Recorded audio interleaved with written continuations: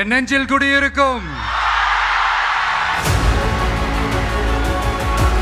என்னுடைய தோழர்கள் தோழிகள் எல்லாருக்கும் என்னுடைய வணக்கம். What bro, it's very wrong bro. நாம எல்லா மொழிகளையும் மதிப்போம், அதுல மாற்றுக்கிறதே கிடையாது. ஆனா மொழி கொள்கையை, கல்வி கொள்கையை கேள்விக்குறியாக்கி வேறு ஒரு மொழியை வலுக்கட்டாயமாக திணிச்சா, அதுவும் அரசியல் ரீதியாக திணிச்சா எப்படி ப்ரோ?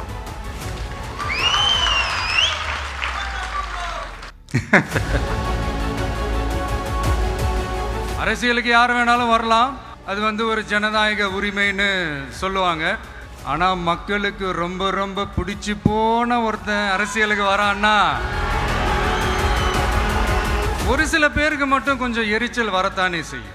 அது இருக்கும் தானே. என்னடா இவன் திடீர்னு ஒருத்தன் என்ட்ரி கொடுத்துட்டானே, எப்படி இவனை க்ளோஸ் பண்ணலாம், ஒரு கன்ஃபியூஷன் ஒன்று வரும். இப்படிப்பட்ட ஒரு அரசியல் காலத்தில் ஒரு பயம் இல்லாமல், ஒரு பதட்டம் இல்லாமல், வர்ற எதிர்ப்புகள் எல்லாத்தையும் சும்மா லெஃப்ட் ஹேண்டில் டீல் பண்ணிக்கிட்டு எவ்வளோ சீரியஸாக ஒரு பிரச்சனை ஓடிட்டு இருக்கு.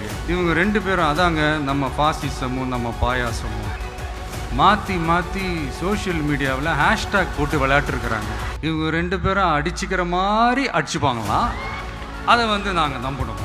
இதுக்கு நடுவில் நம்ம பசங்க உள்ள பூந்து அங்கே ஒரு சம்பவம் ஒன்று பண்ணிட்டு டக்குன்னு வெளியே வந்துடுறது. டிவி கே ஃபார் டிஎன் அப்படின்னு சொல்லி.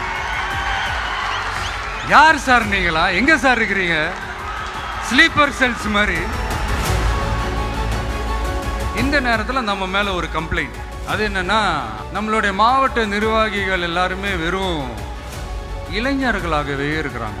அறிஞர் அண்ணா அவர்கள் கட்சி ஆரம்பிச்சப்பா அவர் பின்னாடி நின்னதும், புரட்சி தலைவர் எம்ஜிஆர் அவர்கள் கட்சி ஆரம்பிச்சப்பா அவர் பின்னாடி நின்னதும் வெறும் இளைஞர்கள் தான்.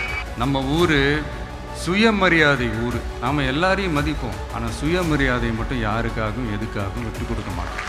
கூடிய சீக்கிரமே பூத் கமிட்டி மாநாடுன்னு ஒன்று நடத்த போகிறோம். அன்னைக்கு தெரியும் தமிழக வெற்றி கழகம் எந்த ஒரு பெரிய கட்சிக்கும் கொஞ்சம் கூட சளைச்சதில்லை.